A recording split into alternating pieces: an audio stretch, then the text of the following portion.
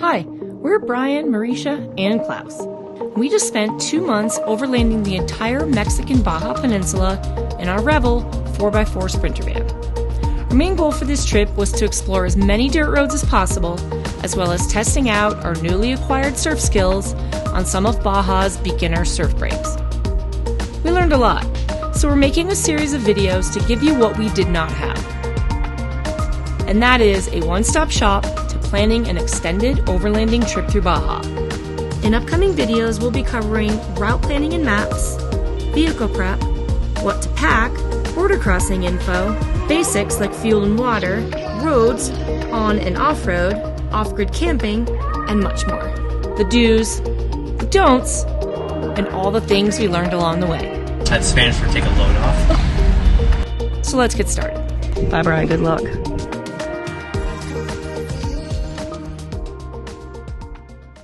Hey guys, welcome back to part 2 of our All Things Baja recap series.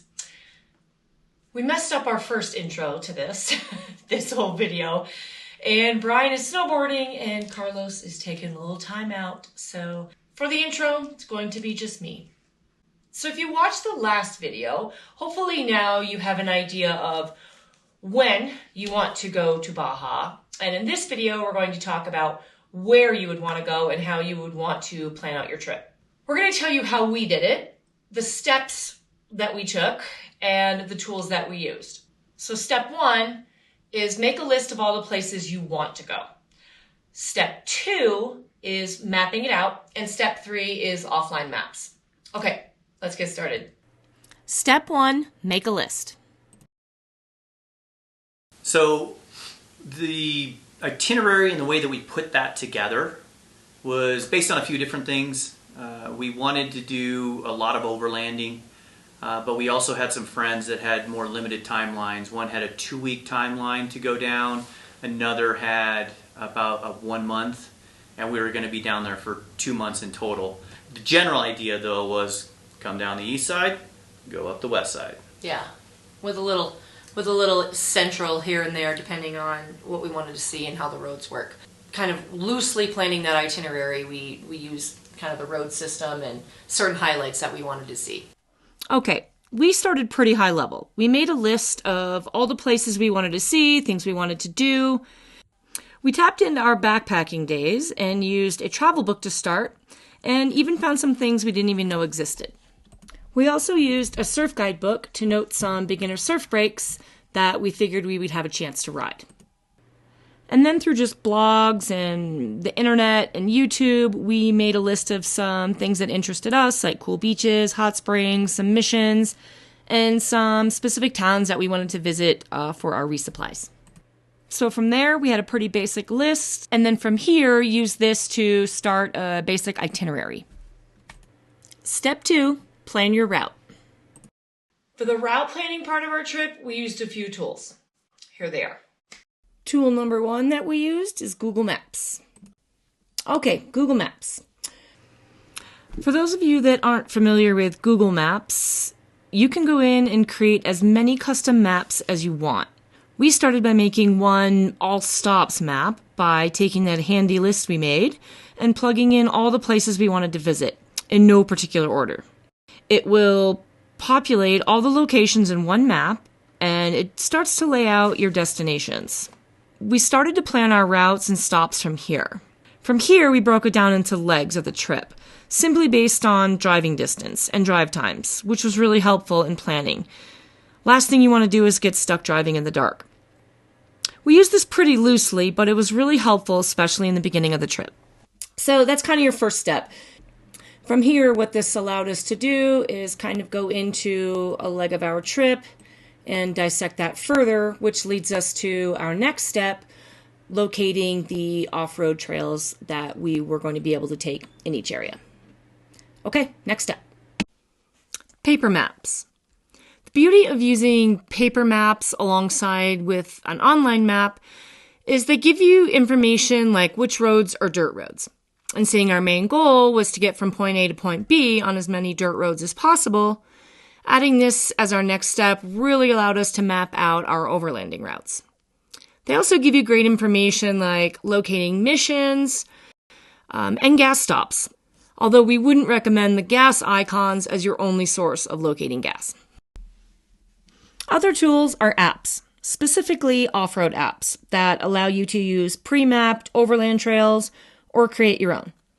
Most give trail information like technical rating, and some, like OnX, will even give you Sprinter van specific alternatives.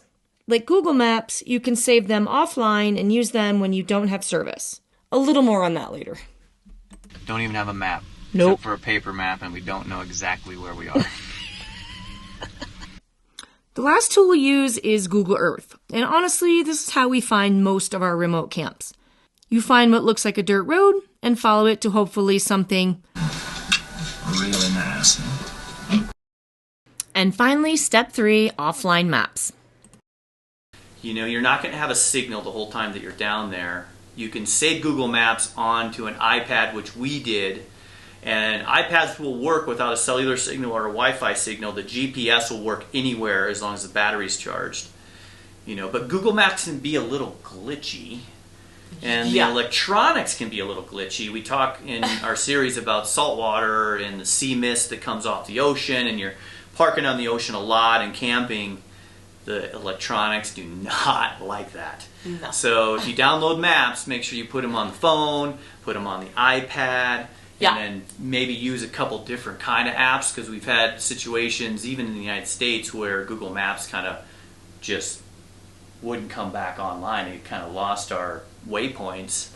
And so you may want to use more than one app, you know, Google Maps being one, but Overland maybe another. We've lost spots on Overland too, Yes. where you'll have a downloaded map and you have all these waypoints that you've created, and you'll wake up one morning and go to use it and you're in the middle of nowhere and it's gone. I think we're close. According to the Google Dot, we're kind of close. We're just, doesn't show any roads, so we're just guessing, but I think we're close. So... And then that goes to paper map. Paper maps are great. Yeah. And paper maps are a little harder to follow, and they don't have every single road, but it gets you in the area because you're always going to come through a town eventually. And even if you're on the wrong way, you'll go through a town, you find that town on the paper map, and you can kind of figure out what direction you're going, how far off track you are. So just be prepared. Probably one of the most important things, because when you get on these roads that are off the highways, there's so many offshoots. Do we go this way, this way, this way, or this way? And if you've overlanded at all anywhere, you know where not to turn is equally as important as to where to turn. That's true. So when your maps aren't working, you don't know where to or where not to turn. This is officially not a road, first of all. And so the paper map is the last. And if you're wanting a big scale overlook of everything, a paper map is awesome. As planning always, you want to be flexible and be able to change things up. Maybe not get to that particular city in the X amount of time. Maybe you want to do an offshoot and check out something different. We ad-libbed a little bit up in the mountains. Being flexible and open to changing your itinerary is good. But you do need to start with a really good basic itinerary, figure out how you want to put it on something electronic, and then, you know, be flexible after that. Yep. Yeah, some of our favorite spots were things we didn't plan for. But we found one of our favorite beaches that we ended up staying there for 3 days. It was awesome. So be flexible, be open. Thanks for joining us, and next time we'll have more information for you. Yep. Next time we cover vehicle prep and all things chewy. See you next time. Make sure you like and subscribe so you don't miss a thing. Adventure is calling.